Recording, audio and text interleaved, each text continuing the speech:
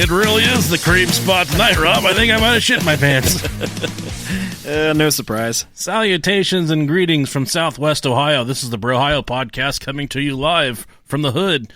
We're two bros from Brohio. We're not very broish, though. We're not very bro-tated chip. We're not very Sometimes. It depends. No, bro, dude. Bro. Yeah. I don't think I've ever said bro to somebody. I feel like there's what up, bro? No, me neither. I feel like there's some substance to this show. A little. You feel me? Yeah. Well, I feel you. Yeah. Well, speaking of feeling stuff, okay. Thank you so much for being here with us for this special episode of Secrets of the Vatican. This is a much anticipated episode, I do believe. I think we're going to have a pretty good return on investment on this one, if I do say so myself. Sure, we'll see. People are going to be after this one. Okay. You don't fucking believe me, but you wait and watch. In a week, I'm going to say, look, Rob, I was fucking right. And you're going to say, I'm sorry. I forgive you. Thank you. Thank you so much. Okay. Well, let's get on to the Patreon things. Sure. Real quick. Sure. Nail it. Just run it off real quick. Every single one of them? Yeah. Dr. Any, not Audi. I don't know. Dr. Any. E-N-I. There's no way it's a real doctor. So Any, okay. like my... Never mind. My penis. And next we have Paola Varela. Paola, thanks so much for pledging to the show. Paola. Paola. The Ayatollah of rock and roll. That's Chris Jericho. The areola of rock and roll. This is Paola. Very, very... Areola vagina. Thank you. Lucy Cooper, thank you very much. Loosey goosey. How do I get stuck with this one? Julian Sesma, a.k.a. Schmegma. A.k.a. Stinky Wet Cookie. That's what this room smells like right now. Thanks. Delete our show off your iPod. Thank you very much. Damn it. The best way to spell Erica, A-R-I-C-K-A, Erica, Doble, or Dobble. I looked at it real fast. I thought it said Adika. Adika. That's fun. Yeah. And next we got Jordan. Thank you, Jordan, for your Patreon pledge. And next we got Leroy Jenkins. You remember, we were in high school. There was always a guy named Leroy that stood around and pissed his pants and watched us play sports. Yeah, they used to call him the mayor of our town. Yes. He's dead now, but he peed his pants a lot. He had one eye that was way bigger than the other one. Yeah, fantastic guy. Yep. He hated everybody, though. He really did. He absolutely hated everyone. Yeah, he did. Rest in peace, Leroy. Yep. Next, we got Katie Waite. Katie, thank you for your Patreon pledge. Chase Rail. That's what I have to do to my wife when I want to rail her. Chase the rail. Chasing the rail. I think if you're... Okay, yeah. I get what you're saying. Yeah. Next, we got Avery Gray. Thank you, Avery Gray, for your Patreon pledge. Anal gravy. We had someone reach out named Trizzy Cop Out. He's been listening for a really long time. He said he pledged, but I didn't see it. So fuck, thanks, whatever. Thanks, whatever, dude. I'm gonna try and get through this fast because this is a really long episode. We got 20 pages of research. Whew. Florida man wakes to find burglar sucking his toes. Deputies say. Man, you usually got to pay good money for that. Yeah, you really do.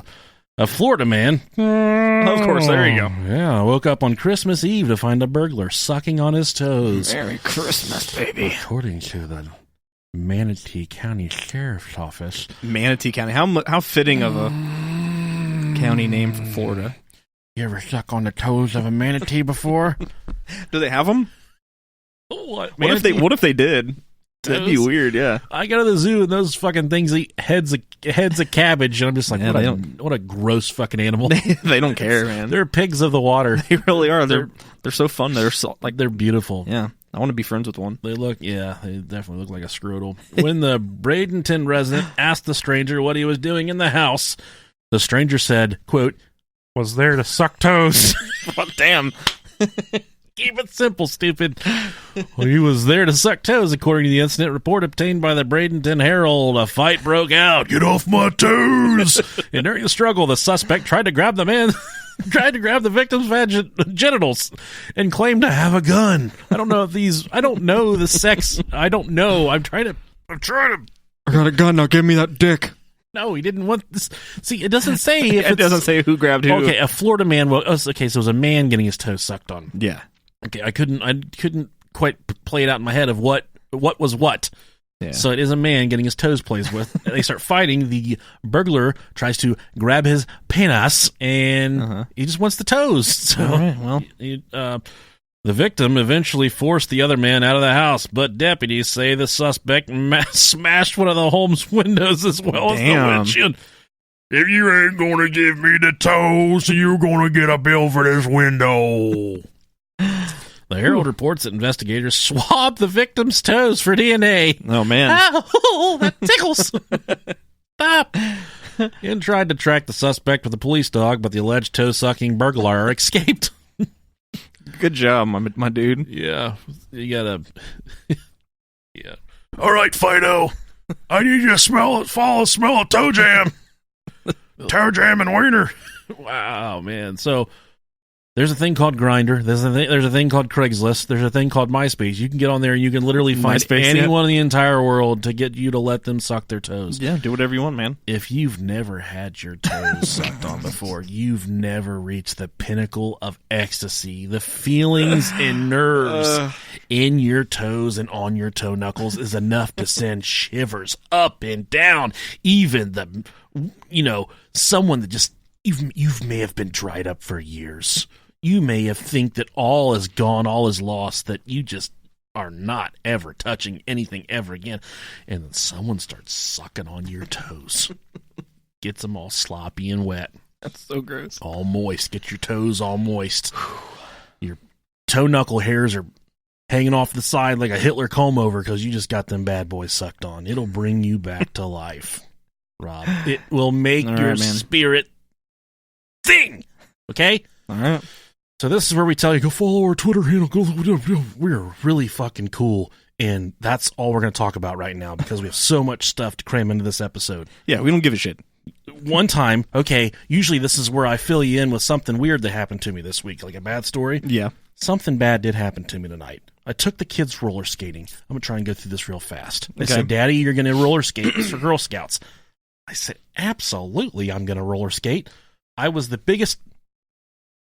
well, I was the only adult male there, I do believe. Okay. By far Girl Scouts, okay, yeah. By far the biggest person there.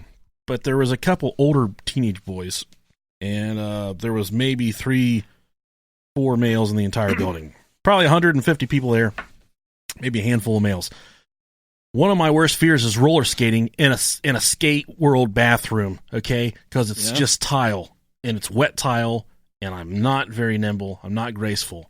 Okay, they got new toilet. They got new urinals there, just the ones that are flush with the wall that don't really have the pipes coming off the top or the flusher. Mm-hmm. Just the ones that you just look. It's like pissing in a bucket. You don't know what it does. It doesn't flush. It doesn't make any sounds. It's like pissing into an endless tube. And I get my junk out and I start peeing, and I notice I start rolling backwards. And I put my hands up to grab onto something. And I noticed that, the only thing to grab onto was the pissy urinal itself. So I said, I'm just going to roll with it. And they've got a very uneven foundation. Let me tell you right now, because I was rolling backwards. I was a good 2 or 3 feet away from this urinal. And I said, I'm just going to keep on going. Before you know it, you're out in the skate rink and there's a trail of piss behind you. I've got the trajectory to 5-6 feet away from the toilet. I can still hit it if I get a good angle on it. Right. But then those 15, 16-year-old boys walked in. And I was pissing don't look at my wiener 8 feet away from the urinal, and they're just like, oh, it looked like it was like a fucking laser, like one of them laser obstacle courses, and they're trying to figure out how to go over or under my piss stream. You're just like, hey boys, can you give me a push back to the pisser? Yeah, go get me one of those little. They got these little walker things on the wheels for the kids that can't skate. Can you get me one of them walkers, boy, so I can get a little closer to this pisser? Hopefully, you weren't pissing like you do at the baseball stadiums. No, okay. I wasn't. You had your pants up at your waist, not down to your ankles. I just think those kids are thinking like, oh man, he's got a lot of hair on that wiener. But it was just I got some. I wear fuzzy underwear when it's cold out. Wasn't necessarily I feel me. Yeah. So that's what's funny that happened to me this week, Rob. Did you have anything in your life that you want to tell us about, or anything you want to talk about before we kick this off? No, I'm joking. There was nothing really fun. It wasn't really a fun experience, but there's this past week was New Year's Eve. Yes, it was. So we had a party. Of course, I had to work the next day, but I still didn't Still didn't give up on You didn't bitch out. going hard. No, not at all. I had to wake up at 7:30, so I got 3 or 4 hours of sleep. It's all right. Going hard in the motherfucking paint. Yep, I woke up, feel drunk. Puked outside a couple people's houses that I was working at. Jesus. Yeah. Man, that's pretty good, though. Yeah, man. I didn't puke that day, but It's dedication to the craft, I do believe. yep, I kept with the first place I went to. I stopped, sat in my truck for a little while, went in and talked to her. I'm like, okay, I'm not feeling good. As I went out and sat in my truck for a few minutes, and then I just started hitting me. I'm like, here we go. Started getting the wet mouth. So I had to go and hide behind their house real quick and just puke everywhere. And it was all right. And it was bad because after the first one, like, I felt good, but not to where I knew I was done. Like, usually when after you've drank a lot, you throw up and you're like, okay, well, I feel way better. I felt good as it was leaving my body, but then immediately afterwards, like, man, I got more. But then it took me It took me like 2 more hours before the rest of it came up. And then after the second time, I was like, oh yeah, that's what I was waiting on. That was the one. That's the one that cleaned out the gutter. Yeah. Oh, man. I'm sorry. It was to a hear bad that. one, man, I'm too. sorry to hear that, pal. Yeah, it was out the nose and all that stuff. Throwing up at our age is like getting into a fucking car accident. It really is, yeah. If then 2 days afterwards, it feels like someone's taking a ball bat to your rib cage. Yeah, it's getting old's not fun. It's significant. Yes, Right. It's bad. I had thought, yeah. Happy New Year's to everybody. This Yeah. is our first show of the New Year's. 2020. We're gonna bring it in. We're gonna bring it in real good. It's gonna be real good and tight. Just right before we started recording, I had a really squeaky fart, and Rob Yeah. said, "Man, that sounded tight." I said, "I know, Rob. It's tight. Work, man. Work It's in tight. progress. Tight like a fucking band. It's Yeah. like a rubber band." This may be the first episode before World War III, too, so who knows? I told my we're going to World War III. We're getting drafted. I'll fuck everybody up. I'm heartless. I'm Ain't soulless. nobody drafting us. Right. Oh, let's go ahead and put these guys at the back of the pile. I told my brother, who hates the fucking show, he hates me for the most part. He said, "What are you talking about this week?" I said, "We're talking about the secrets of the Vatican." He said, "You're going to get fucking killed." I said, "That's what we're trying to do." Clinton's didn't claim us yet, so fuck it. We're going to just go on to the next one. Big Sure. one. There's some secrets. There's some fun stuff. Definitely. So we have some fairly obvious things that we can touch on here. Like little boys. Not us. But them. Oh, fuck it. That was right. I set that joke up right there. And then I see that. That's kind of nasty. Low-hanging fruit. So, and that's not one of the secrets of the Vatican that we're going to talk about. That's not a secret. It's all of the nasty sexual abuse that's been Yeah. going on there for decades. I think that I heard somebody say this week, someone was talking about gonorrhea. Okay. And I was like, man, that sounds fucking... No, somebody was talking about diarrhea. Don't get those two confused. I don't know. You'll understand in a second. Okay. And there's like a new cleaning lady at my work. He's a he, but he's a cleaning lady. It's always, Okay. Equality. And he said, "You know what they should call the cure for diarrhea is gonorrhea." I was fucking dying, dude. I said, "Who the fuck are you?" He said, "I got a really greasy ponytail, and I like to scrub poop off the toilet. Oh, shit. We're going to call it gonorrhea." I don't got diarrhea. I got gonorrhea because it's gone. Oh, that was fantastic. It's so stupid. It's so stupid. Ultimate dad joke. Yeah, it is. They have confirmed the existence of secret archives associated with the Vatican and the Vatican City. Right. And I didn't know the history of the Vatican City. So the Vatican City is inside of Italia, Italy. And it is its own country. Yeah, it's its own thing. You can pretty much go anywhere in this country in less than a 40-minute walk. So that does not sound like a very big country to me. No. Personally. Because 40 minutes, I can get about 2 city blocks in 40 minutes, and then it's a wrap. Yeah. So I think that I did go back and look at the history, and there was a pope. I don't know which pope it was, but he just decided that he was going to not be part of the world anymore. They just completely separated the Vatican, and he hid out in the Vatican, and then there was a deal cut with Mussolini. Just like Notre Dame. Yeah. And he cut a deal with Mussolini and said, if you'll, say that Italy is actually a thing, we'll give you Vatican City and all the land with it. You can start your own shit. So you got the Vatican, which is the That's what you call, it's the governing authority over the Catholic religion. Right. So millions upon millions and billions and trillions of Catholic people all throughout the world, and this governing body at the Vatican is who calls the shots for all of it. Religion, it's got a huge influence on the world. It goes without saying. But Catholicism has a lot bigger reach than some of the other ones. So there's a lot of power that comes with being the Pope. There's a lot of power of being part of the Holy Sees, which is what they call the government, the group that, the governing whatever they do. There's just like a group of people that calls the fucking shots, the Holy Sees. You're probably a little bit more familiar with Catholic stuff than I am. I have no idea about Catholic. I've gone to one Catholic service my entire life. These last 4 fucking hours. These motherfuckers were up and down the entire time. I was with my friend. His mom took us, and I looked over her. I said, "Bitch, I gotta sit down for a little bit." And she said, "That's fine.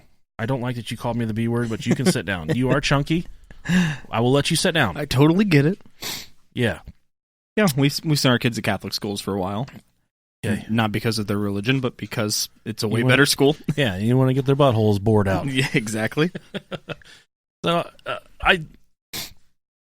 it's weird, man. I think that's weird that there's just this body at the Vatican City, these few people or whatever, that speak for the entire Catholic religion and then speak for people all over the world. And it's just crazy for me to think that. It is weird. I think it's kind of cool, though, the way it's set up. And they got the little city walls, build the wall, don't let people in, but, let's build some fucking walls around the Vatican. We don't want to let too many fucking people in, you know what I mean?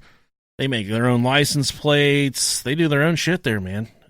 It's crazy. They're their own thing, man. It is pretty cool. Their own force. But they've also got a secret archive, okay? Because the Catholic religion goes back thousands upon thousands of years.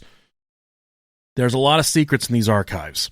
But they have opened up what they call the archives to a certain extent. There's still some things that they're not showing or telling the public, okay? And that's what we're here to talk to you about. This is the stuff that... Because we know it all. We know everything. We know everything. Yeah. You know what docking is? Yeah. Okay. Yeah, I know what that is, too. Not that we know from experience. No. Maybe. Just people ask me stuff all the time. Like, do you know what this is? Oh, yeah, I know what it is. And someone said, "You know what docking is?" And I said, "Yeah, I know what the fuck it is. I know what it is, absolutely." Yeah. And they said, "You want to try it?" And I'm like, as soon as Mom gets back in here, I'm fucking leaving, Dad. I don't have the foreskin for docking. Oh, you just gotta pull it real hard and you can do anything with it that you want. Unfortunately, my foreskin was stolen from me at birth. Mine never fully fell off after the surgery, so I just got a Funyun hanging down there. You got a little raptor claw. Archivio Segreto Satacano. Why do I have that name written down right there? I'm kind of wondering, too. Okay.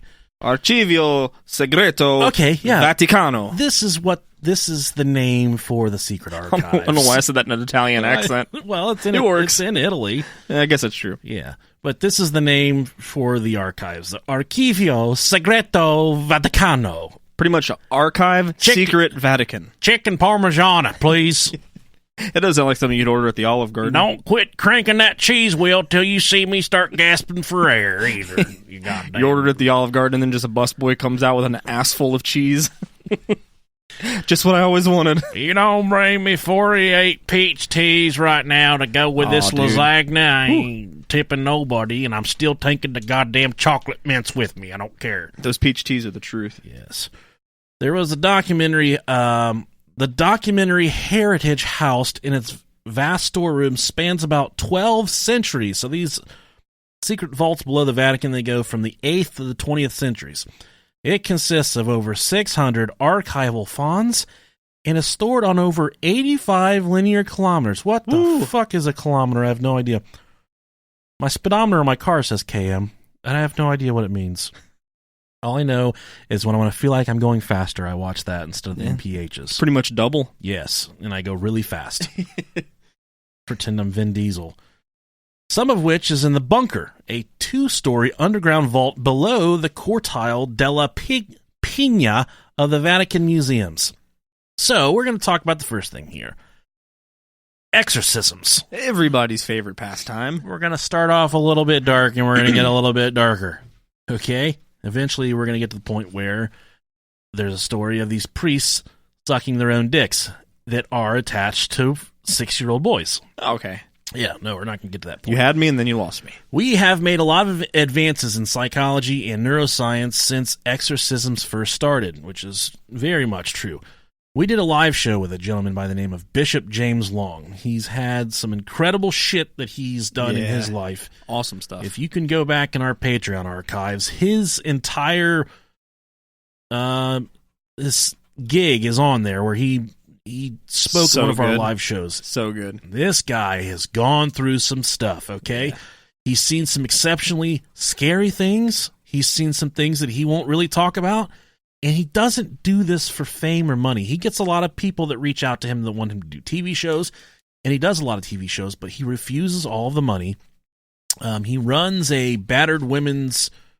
I don't know what it is. He just helps out women that are in need. The women that are kind of in between getting help and needing help, I guess. So he helps women that that are in domestic violence situations get groceries, shelter, hotel, stuff like that. And he runs a fantastic ministry with it, but he also is a very active demonologist and exorcist. And he does lots of incredible stuff. He has a podcast, I think it's called, I don't think he does many episodes, so I'm not even going to say the name of it. But we are going to have him on the show soon.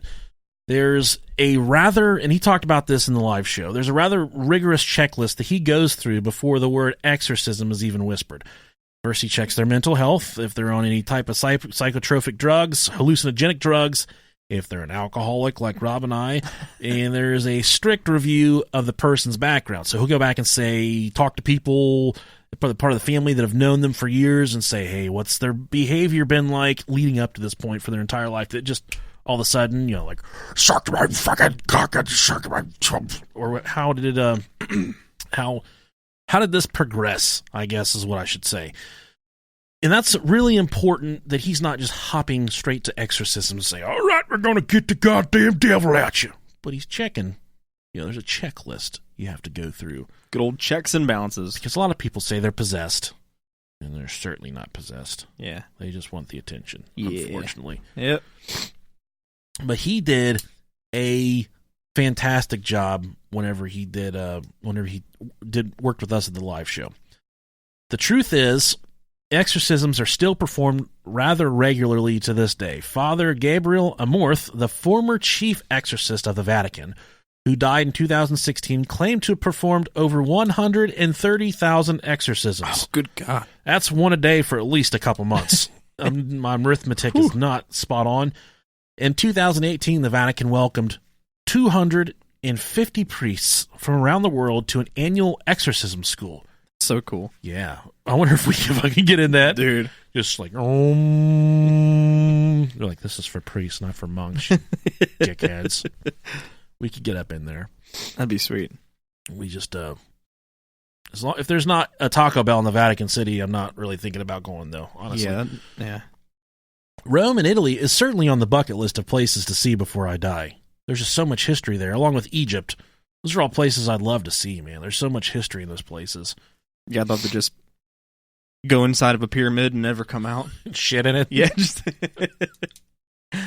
Well, one of the American tourists, he was pooping. There was a lot of blood.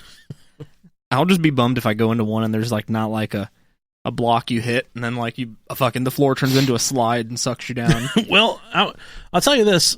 One of the most disappointing things that's ever happened to me. When we went to Disney World for the first time, I'm amped up. This fucking Disney fucking World. And they have the giant castle. Yeah. That welcomes you in. I was so expecting magical things in that castle. It's just a big plexiglass shell. It's a fucking tunnel with trash cans. That's all it is. And I just sat there. I said, I don't want to be here. The kids look at me and like, Daddy, let's go. What else do we need to see? This is the fucking Cinderella Sleeping Beauty's castle. Yeah, and it's lame. It's a shit house. I think there's a bathroom in it. The Haunted Mansion's pretty dope, though. It's a goddamn outhouse is what it is. They redeemed themselves with the Haunted Mansion. It was a dressed up outhouse in the history of all outhouses. Yeah. I don't remember the Haunted Mansion. I don't think I went there. So good. Really? Yeah, it's so good. Maybe I did. Maybe I'm thinking of the Boo Blaster at Kings Island. That's pretty slick right there, buddy. They still got Shaggy in there, even though they lost all the rights to the from Scooby-Doo. Yeah. Super stuff. Just in recent years, the Vatican has released information that they have seen a large uptick in demonic possessions. Sweet. Yeah, that's for goddamn millennials for you. Too many TV shows.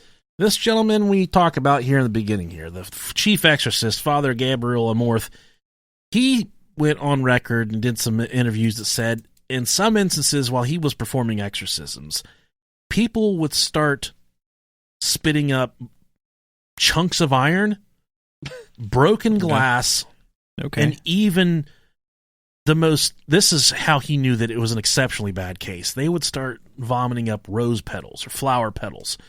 And that's when he knew that these demonic entities or whatever was inside the people that he was performing the exorcisms on, that this thing was trying to mask itself as something good to the point that it would start burping up. Like, just imagine being a demon and you're like, what would be good for them to throw up so it doesn't point a finger at me? Rose petals. If I was performing an exorcism, it'd start shitting out McChickens. Oh, they're fine. This guy's fine. This guy's made a fucking goal. He's shitting out McChickens. Is there mustard on these McChickens? There's fucking mustard on these McChickens. You guys called me here for an exorcism, and he's just spitting up McChickens? Wasting my goddamn time. I just, I love McChickens, Rob. Rose petals. Yeah. Rose petals. But if I did see an exorcism, and someone started spitting up chunks of metal, I'm going to do the old SpongeBob. Like, all right, I'm out. I'm out. Shit's going down. And Bishop James Long Dong did talk about during our live show. I wonder if anyone ever calls him that. Next time we see him, be like, what up, Bishop Long Dong? He would get very upset. He's a very godly man. Yeah, he is. He is. He, so much to the point, he came after our set, so he didn't have to hear us talk. Was it? I thought he came before us and then left after. No. Yeah, because we were last, because we usually always go last because we're the dirty ones. Not that one. That one, he went last. Did he? Yeah. Okay. But he came after we were done. But he talked about there's an archive of all of the exorcisms ever performed at the Vatican in that vault down below. Yeah, he did talk about that. You want to talk about something that would be exciting to go through. Just go through some of those really famous. There's not only in these archives are there just the notes from the priests, there are the videos and the cassette recordings. Photographic all evidence. Kinds of. That would be. It would. Fucking horror movies they could make it out of that shit. Man. Oh, man. As recently as 2000, I think it's happened one other time since then, a sitting pope, or a sitting poop as I like to call him, performed an exorcism. So oftentimes you got to rely on... My Siri just popped up out of nowhere. It's fine. I have no idea how or what she heard. She heard me call a sitting poop. It was really weird. She likes the sound of my voice. If my Siri starts puking up rose petals, I'm going to be pissed. It's fine, dude. Maybe it'll give me a reason to get a new phone. We'll be fine. So the popes traditionally don't perform exorcisms anymore. That's stuff for the people. I don't even know what the pope does, okay? He just drives around in a fun car. The Pope Mobile. Yeah, I don't know what the pope does exactly. But as recently as 2000, John Paul II attempted an exorcism on a woman that was brought to one of his services. She was screaming. My wife is taking a shower. I can hear that. You guys are going to hear some water for the next few minutes. It's fine. It's all right. She was screaming and writhing on the floor and drooling. As soon as she entered St. Peter's Square, her behavior turned very violent. When the Pope appeared, she began to wail, and it took 10 people to hold her down. She was uttering blasphemies, which is, when I'm watching these exorcisms, oh yeah, that's the scariest stuff for me. Yeah. Fucking cocks it out. Like all that kind of wild, just off-the-wall shit. Your mother never loved you, did she? I didn't like that stuff, dude. The people that were there helping said she was like a beast ready to attack. After the service, I guess the exorcism was not successful by the Pope. So what kind of man of God? What Man, kind of Pope? Not even the Pope could get rid of that thing. Yeah, he's just a fraud. Can you imagine being that fucked up that you need the Pope, though? Yeah. It's like he's supposed to be like relaxing, kicking back, and like... He is the doorkeeper for God. Okay? Right, yeah. And he can't even help you out. Man. You imagine being the guy spitting up McChickens. Jesus. After the service, they drove the Pope up to her in the Pope mobile. She started screaming and yelling for the Pope to leave her alone.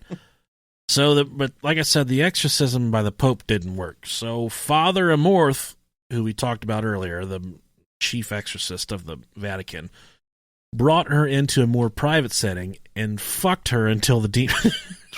No, it didn't work. I made that part up. He's a man of God. He took her into a private setting. He's got desert dick. She's got the Funyun dick, like. Got that Funyun foreskin. Got that dry dick. The Pope's exorcism didn't work, so Father Amorth took her into a more private setting.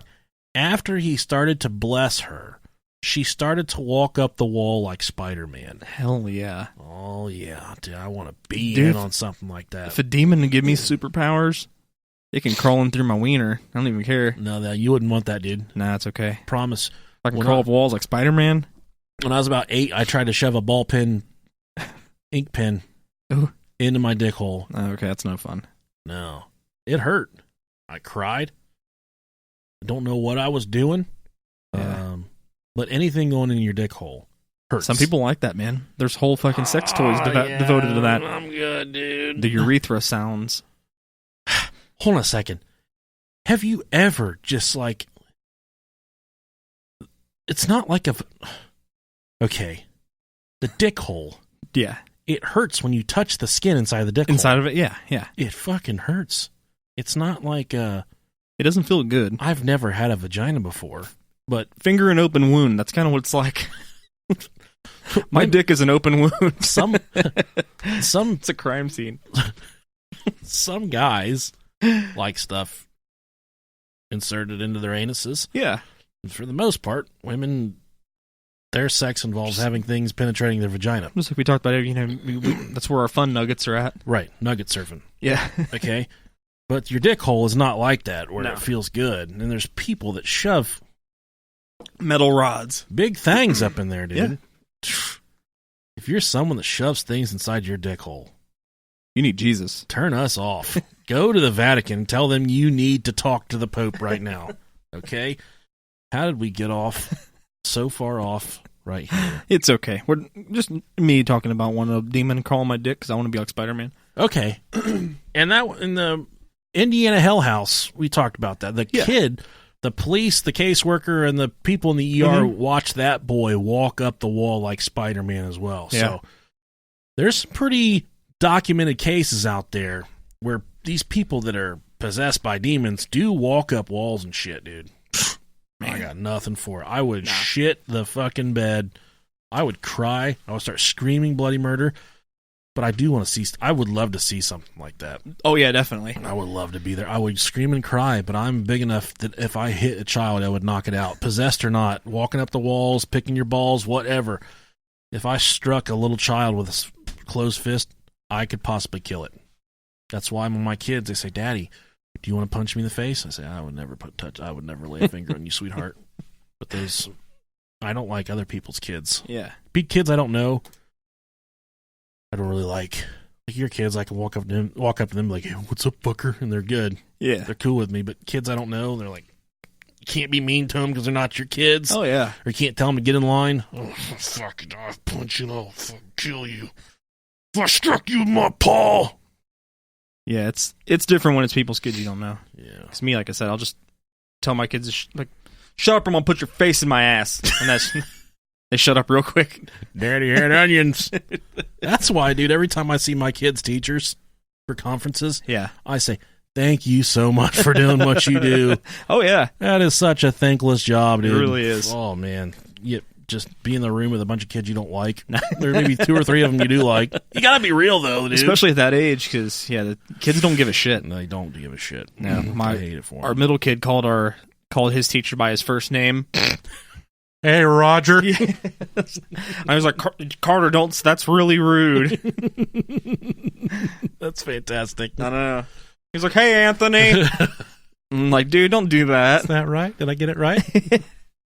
Oh, okay. On to the next one. This is fucking fantastic, okay? Yes. I told you it was going to start off kind of dry, and then it was going to progress. We're progressing here. We're talking about WikiLeaks and aliens at the Vatican. Whoa. Oh, Pumpkin down there. Grumpy. Did you hear that? She said, we have the nice cat in here tonight. She's usually not in here. I think I fixed our recording setup. It's been fucked up, but I've been using a bad SD card. I just found that out tonight. So Okay. hopefully these videos will start making it on YouTube again, because we film all of them. It's just a matter of having shit that works. Right. So, WikiLeaks and aliens. In an email dated January 18th, 2015, from former astronaut Edgar Mitchell to John Podesta, he was the Democratic Party advisor, and he was Hillary Clinton's presidential campaign chairman. Right on. John Podesta in the world of politics is up there, okay? Yeah. And the WikiLeaks stuff is all the stuff that came out when Hillary Clinton and the email scandal, all that shit, shuffled to the back of all those emails that were released was this email from a former astronaut, Edgar Mitchell, to John Podesta. In the email, I'll let you read the fucking email. Sure. It says, Dear John, as 2015 unfolds, I understand you are leaving the administration in February. It is urgent that we agree on a date and time to meet and discuss disclosure and 0 point energy at your earliest available after your departure. My Catholic colleague Terry Mansfield will be there too to bring us up to date on the Vatican awareness of ETI. Another colleague is working on a new space treaty, citing involvement with Russia and China. However, Russia's extreme interference in Ukraine, I believe we must pursue another route for peace in space and ZPE on Earth. I met with President Obama's Honolulu childhood friend, U.S. Ambassador Pamela Hamamoto. That sounds Hawaiian for sure. Very much. On July 4th at the U.S. mission in Geneva, when I was able to tell her briefly about 0 point energy. I believe we can enlist her as a confidant and resource in our presentation for President Obama. I appreciate Aaron's assistance and work with Terry to set up our meeting. Best regards, Edgar. Edgar D. Mitchell, Chief Science Officer and Founder, Quantrek, Apollo 14 astronaut. Sixth man to walk on the moon. Sixth man to walk on the moon. So that is an email fucking scavenged from our government, okay? 0 point energy. Another thing in there, ETIs, okay? Extraterrestrial intelligence. Terry Mansfield, that we talk about, is a lobbyist and advocate for what's described as alien beings in our universe. She runs the Extraterrestrial Intelligence Peace Task Force, or the ETI. Our nonviolent ETI from the contiguous universe are helping us bring, and this is what they are saying, that they are helping bring 0 point energy to Earth. They will not tolerate any forms of military violence on Earth or in space. And that's what this person that's being interviewed by the government and whatnot, this is what she's portraying in her writings and research that she's putting out. In 2015, Pope Francis, which is the current setting pope, I do believe, was asked about the possibility of life on other planets. In his answer, he didn't specifically deny the possibility of there being aliens. And Pope Francis says, honestly, I wouldn't know how to answer. Until America was discovered, we thought it didn't exist, and instead it existed. But in every case, I think we should stick to what the scientists tell us, still aware that the Creator is infinitely greater than our knowledge. Rumor of alien skulls, and this is a completely different shift here. Mm-hmm. So we have these emails where the government is having meetings with these officials in reference to there being alien intelligence and them having the ability to use zero force gravity. Okay, the Vatican, there's I guess rumors. Okay. At one point, they were renovating the libraries and the vaults below the Vatican. They came across skulls of things that weren't that we're not of this world, okay? Elongated skulls, atypical eye sockets of what the aliens you see in the media and whatnot. And this was a huge hush-hush. No one talked about it. It was kind of, why would they want to talk about it if it would indeed confirm in the writing, hieroglyphics and ancient writings and shit, there's fucking saucers flying through the air on these ancient writings and hieroglyphics. Right. That stuff doesn't add up unless there was stuff back then that was extraterrestrial, okay? And that's my opinion. Definitely. I mean, there's what reason would someone from back then have to take the time to write these hieroglyphics on the wall just to fuck with people from the future? Oh, dude, it's let's fucking write this shit down. Encino Man, he definitely saw some shit. They froze him trying to dig a pool out. Yeah, they found him. You want to talk about a good movie? You ever watch Encino Man? No. Got Brendan Fraser and Pauly Shore in it. That's why I've never watched it. Dude, it's one of the greatest. So I'm really. Brendan Fraser. A lot of people got upset with you last week because you're like, legalize all drugs, fucking heroin. But they failed to hear the part where I just said I was trolling afterwards. At the end, you said, "Yeah, I'm just messing with you guys." But I said, email the show, say, "Rob, you're wrong." We got several emails that said, "Rob, you're wrong." People are wild. And this is another instance. Rob, you're wrong. Email us. Tell him how much of a piece of shit he is that he's never seen Encino Man before. Yeah. It's a fantastic movie. Yeah, there's a lot of classic movies I haven't seen. It's all right. Me as well. Yeah. That's fine. But Encino Man, I feel like, would benefit your soul. Okay. Ultimately. There's also rumors that there is a secret pact or treaty that the Vatican has with these extraterrestrials.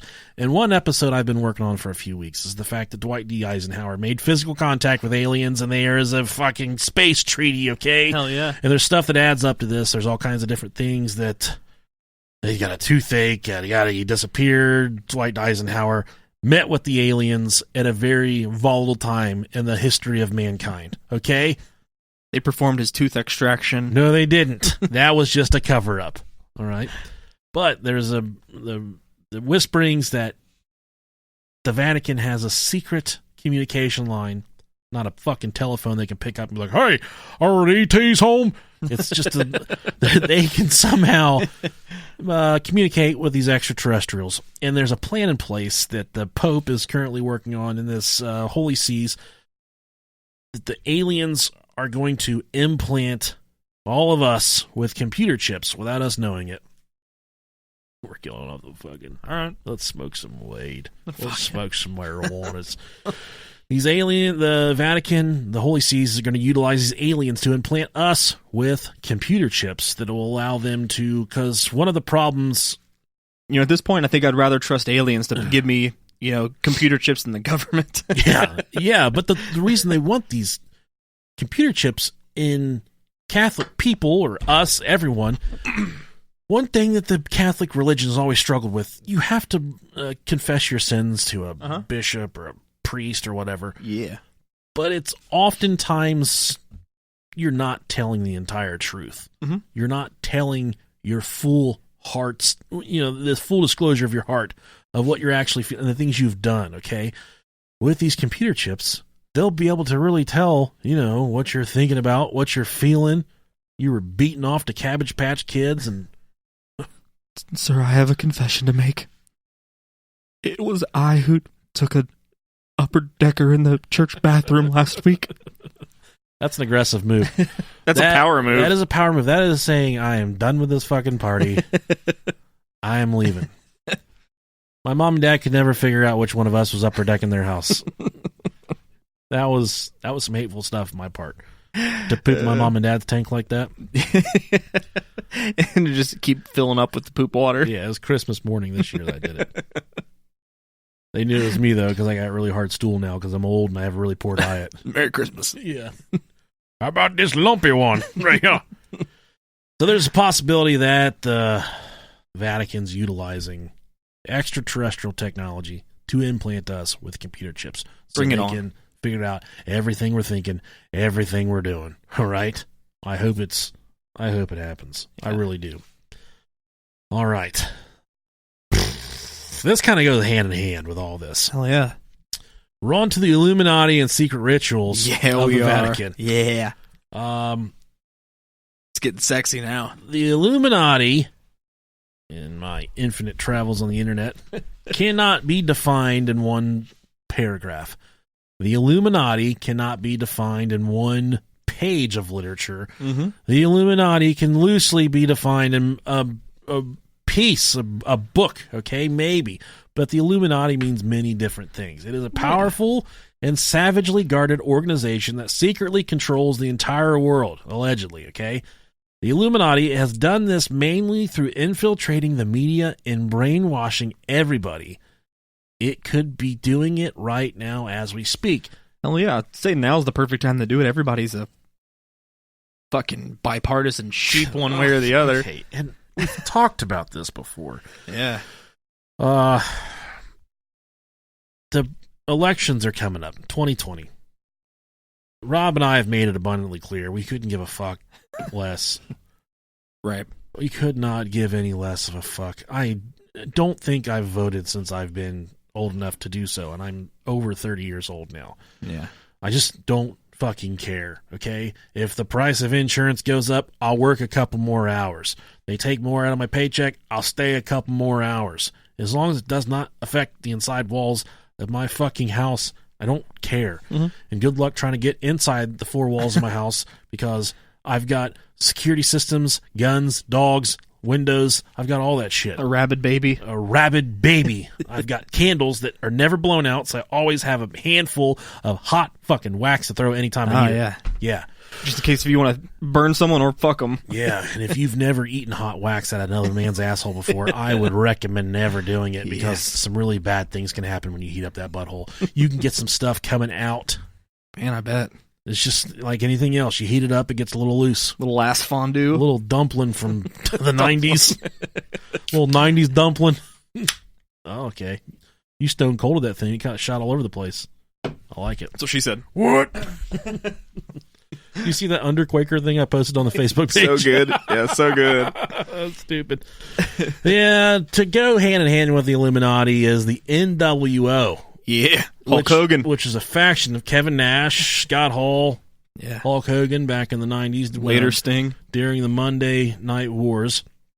No, the New World Order, what we're talking about. Yeah, brother. Is a conspiracy theory. He posted a picture on his Facebook. He's got a big gray beard now. It Does he really? freaked me out, but he's That's getting weird. fucking jacked, though. He's Is getting he? yoked. Yeah, he's coming back. For him. He wants to come back.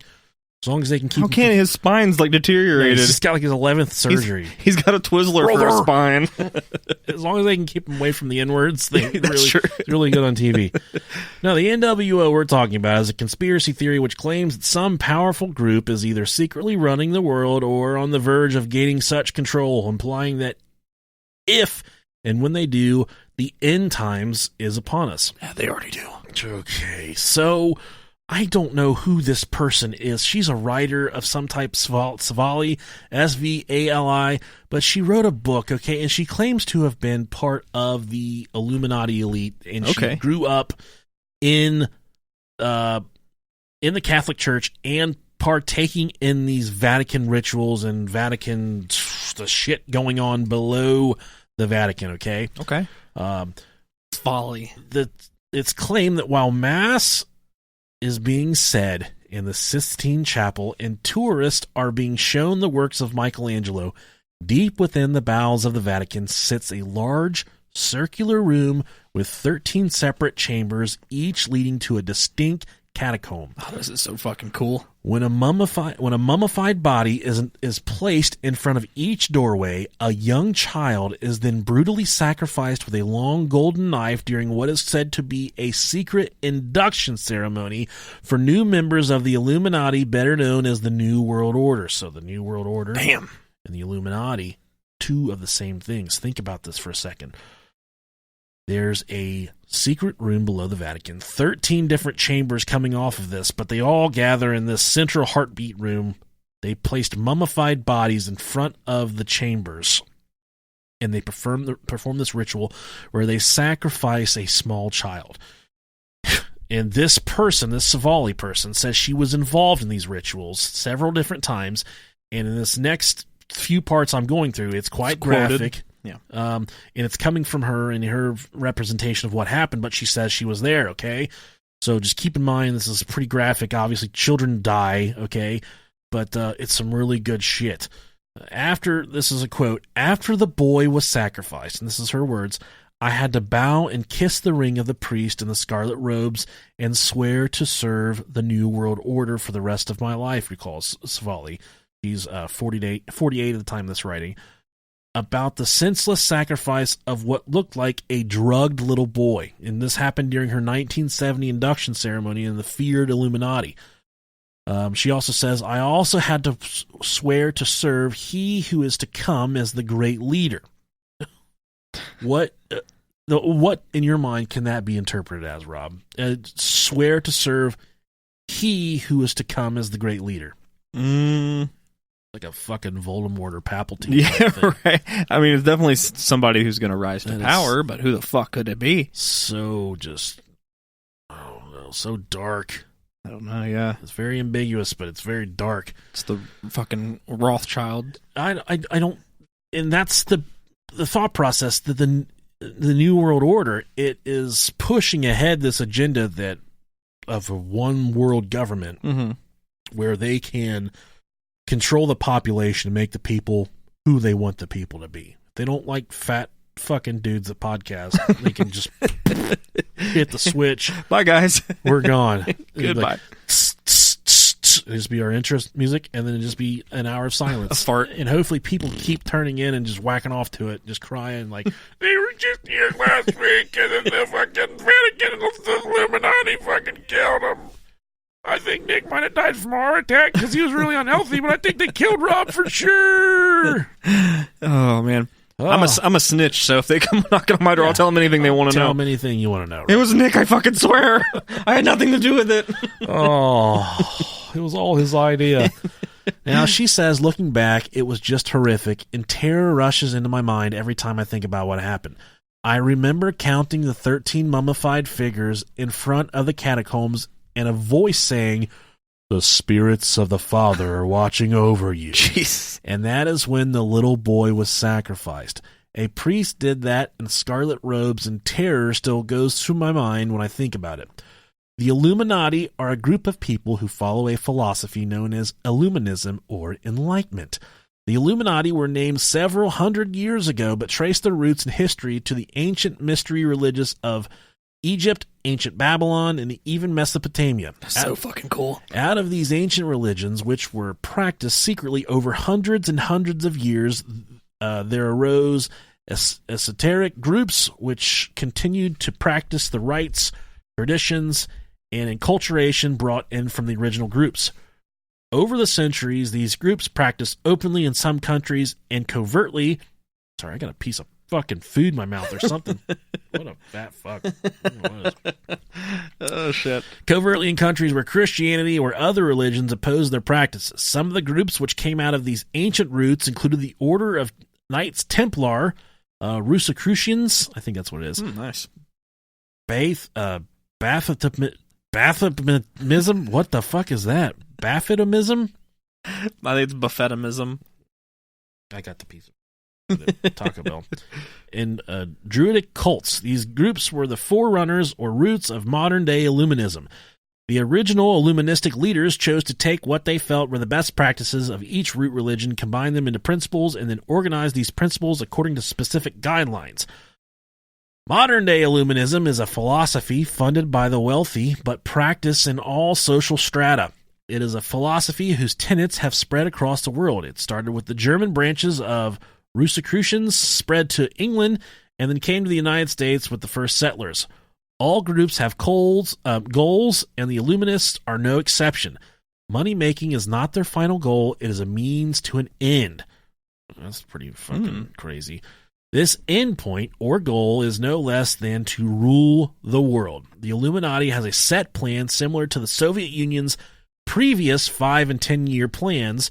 This is what the Illuminists themselves believe and teach their followers as gospel truth.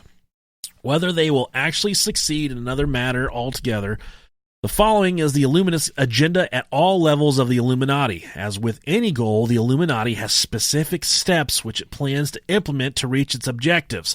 Briefly, each region of the United States has nerve centers. Okay, that's pretty fucking cool. Or power bases for regional activity. The United States has been divided up into seven major geographical regions. Each region has localities within it that contain military compounds and bases that are hidden in remote, isolated areas or on large private estates. These bases are used intermittently to teach and train generational Illuminati and military techniques, hand-to-hand combat, crowd control, use of arms, and all aspects of military warfare. Why? Because the Illuminists believe that our government, as we know it, as well as the government of most nations around the world, are destined to collapse. These will be planned collapses, and they will occur in the following ways.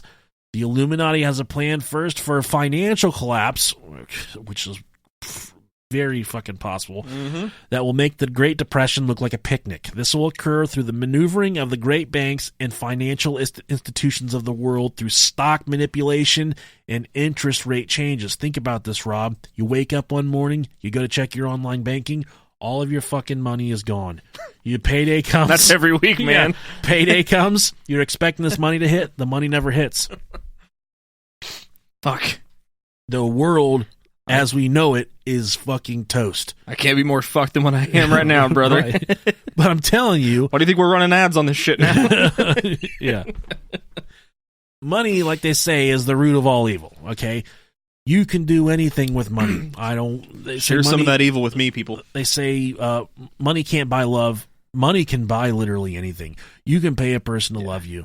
Yeah. Richie Rich, no one loved that motherfucker, but he had a roller coaster in his backyard. He got a lot of friends after that. You know how many hot Russians with fake titties would love you for just the money? Yes. That's all right. It's very possible to buy love with money. Yeah. But for one day to wake up and all of the money in the entire world is gone, ceased, that'd gone. Be terrifying. There's nothing, I mean nothing. Level playing field at that point. That would stop the world from ending at that point. You would have total anarchy. Okay, people would be fucking killing, robbing, stealing, everything. There would be no rule. There would be no rule of the land except for the people that are trained to rule the land, the people that have all of the money, the people that have the military working for them, the people that have the guns, the people that have the food, all of the people with the money that take the money. They would essentially rule the fucking world. Okay, and they could just do whatever the fuck they wanted. They could just like hitting a big reset button. They could walk in to my house and fuck me. You gotta need that KFC. I could not. I've always told myself, if I'm put in a situation where I am being aggressively raped by another man, that I would shit myself. But if I am out of money and I have not eaten in days, I would be unable to defecate. Undoubtedly. I would have no natural defense mechanism from being fucked in the butt. Yeah. Yeah. That'd be rough. It would be, rough for them. Because, man. They're going in dry. Yeah. I would be like a heroin addict. I just lay there. Just, make it quick. Yeah. Most people will be indebted to the federal government through bank and credit card debt, etc. The governments will recall all debts immediately, but most people will be unable to pay and will be bankrupted. This will cause generalized financial panic, which will occur simultaneously worldwide as the Illuminists firmly believe in controlling people through finances, like I just said. Next, there will be a military takeover region by region as the government declares a state of emergency and martial law. People will have panicked. There will be an anarchical state in most localities. Sorry, I'm fucking struggling tonight. I should have made a bigger font. I can't fucking read. And the government will justify its move as being necessary to control panicked citizens. The cult-trained military leaders and people under their direction will use arms as well as crowd control techniques to implement this new state of affairs. This is why so many survivors under 36 years of age report having military programming. People who are not Illuminists or who are not sympathetic to their cause will resist. The Illuminists expect this and will be and are being trained in how to deal with this eventuality. Yeah. They are training their people in hand-to-hand combat, crowd control, and if necessary, will kill everyone to control the crowds. The Illuminati is training their people to be prepared for every possible reaction to the takeover. Many mind control victims will also be called into duty with preset command Dude, codes. that's so fucking dope. That's the Manchurian Yeah, stuff. the Manchurian candidates. candidates. The MK Ultra stuff is there's a huge belief that the MK Ultra shit was sleeper cell organizations. was based off Illuminati desires. That Yeah. This was an Illuminati project. Imagine you're just sitting there eating dinner, then you fucking just implanted in your head, you just hear someone say, Rosebud. And then you just fucking start snapping necks. Yeah, you just start spreading butt cheeks. Motorboating assholes. These codes are meant to call out a new, completely cult-loyal presenting system. Shatter codes programmed under trauma will be used to destroy or bury non-cult loyal altars. Military bases will be set up in each locality. Actually, they're already here, but are covert. That's fucking terrifying that they're already here. In the next few years, they will go above ground and be revealed. Okay, so these are below ground. Each locality will have regional bases and leaders to which they are accountable. The hierarchy will closely reflect the current covert hierarchy. About 5 years ago, when I left the Illuminati, this is still this lady speaking that was allegedly in this program, or allegedly in this Illuminati shit. She says, about 5 years ago when I left the Illuminati, approximately 1% of the U.S. population was either part of the Illuminati, sympathetic to it, or a victim of mind control, and therefore considered usable. While this may not sound like many, imagine 1% of the population highly trained in the use of armaments, crowd control, psychological and behavioral techniques, armed with weapons, and linked to paramilitary groups. These people will also be completely dedicated to their cause. The Illuminati firmly believes that it can easily overcome the other 99% of the population, most of whom are untrained or poorly trained, such as weekend hunters. Oh, you don't fuck with me, man. I was watching goddamn NASCAR. I stood up, scratched my dick, went out and shot a goddamn 12.48 point buck. Took it back to my shed, skinned it. Obama ain't taking my goddamn guns. I'll fuck up the Illuminati. I will fuck the Illuminati. Ain't nobody fucking with my shit, bub. I got a Facebook, and I ain't put my picture. Got my Oakleys. I'm going to put my picture on there. Look at this picture of my truck nuts I took. That's my fucking truck, bub. I ain't got it paid off, but that's my goddamn truck, bub. Don't tread on me. Don't tread on me, goddammit. Even the local military will overcome, as the Illuminati will have regional cell groups with highly trained leaders.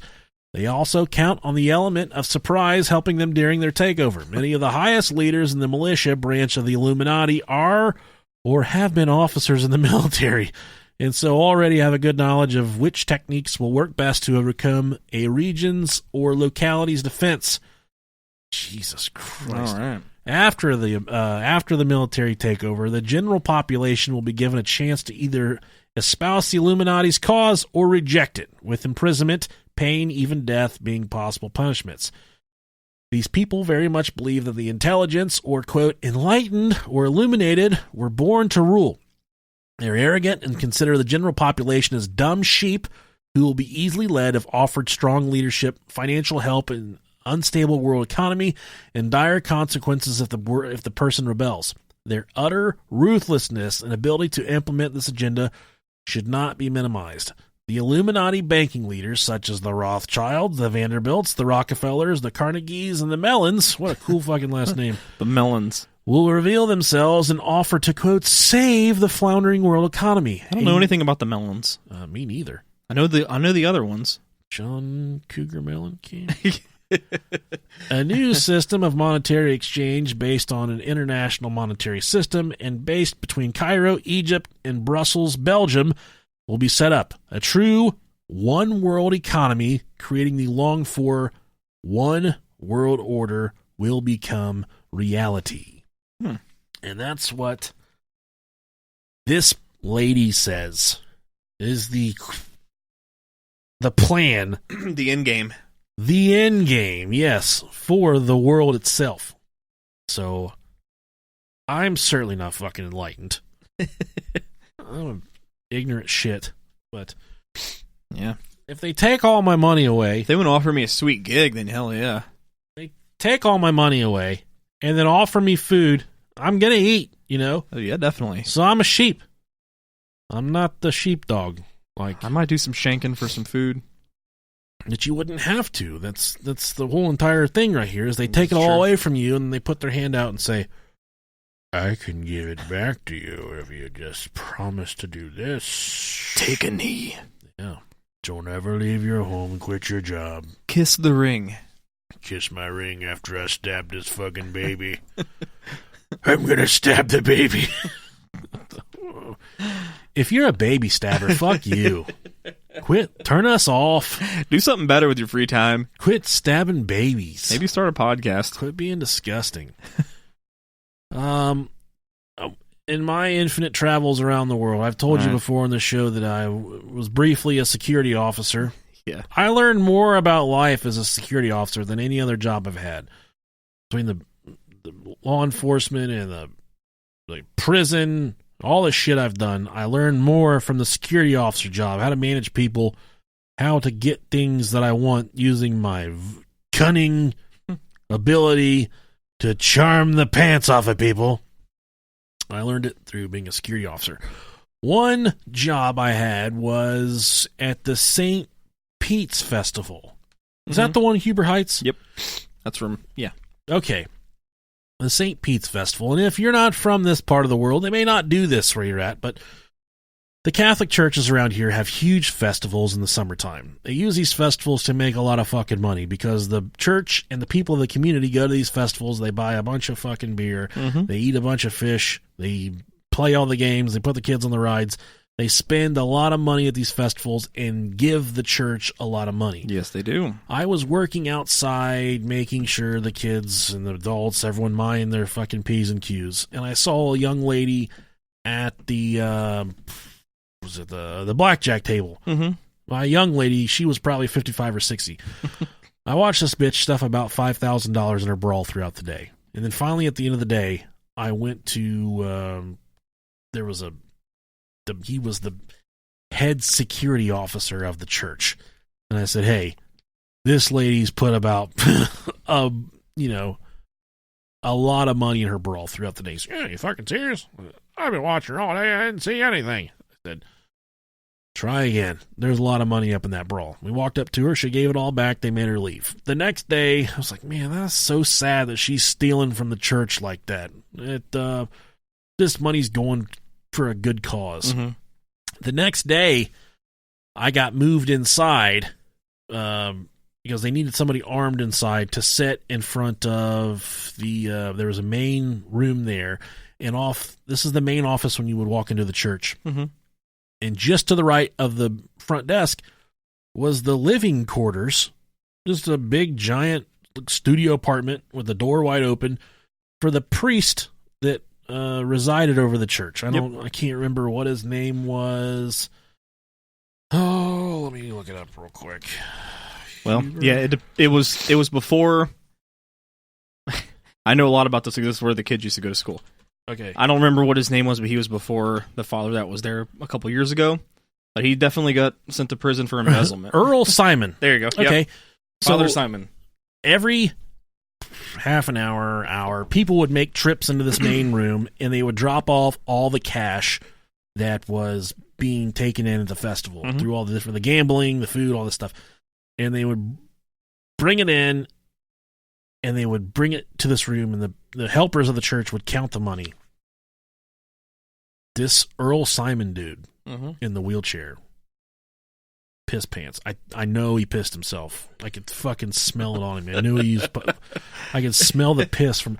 I'm just sitting in this room, making sure no one barges in and takes all the money. Right. This motherfucker is sitting in the threshold of his studio apartment, watching every single dollar get counted out. Which I said to myself, maybe he's trying to make certain that no one is stealing the money. But then he stands up out of his wheelchair. He's sitting in this wheelchair. He's got a cat in his fucking lap. He's like the guy from Inspector Gadget. Just fucking claw the cat in his lap. Yeah. He stands up and he just says, I need everybody to get out. And everyone looks at him. They look at me. And I'm like, you heard the man. Everyone get out. He looks at me. He's like, I need you to get out too. I was really hoping to get my dick sucked. I thought I was going to get my penis sucked on. Not what happened. So we got out. He opens the door. About 20 minutes later, he says, "Okay, you guys can come back in and finish what you were doing." I come back in and sit down, and they walk back in. All the fucking money's gone. Okay? Probably tens of thousands of dollars, all gone. And they said, we weren't done banding that up, because they put the bands, they counted out, Right. and they put the band around it. They said, we weren't done banding that up. And he just says, "You people think I'm too incompetent to not take care of all that myself. I've taken care of it. All you worry about is money." Just freaking the fuck out. Just yelling at these people, berating them. And I'm thinking, I'm really not going to get my dick sucked. This guy is really mean and upsetting, okay? Come to find out, You're killing my boner, sir. this guy, Father Earl Simon, this is from the fucking Dayton Daily News. Yeah. Reverend Earl Simon, 75, will spend 5 years in prison for stealing $1.9 million from his former Catholic church in Huber Heights, where he is pastor for 23 years, according to an agreement made in March when he admitted guilt.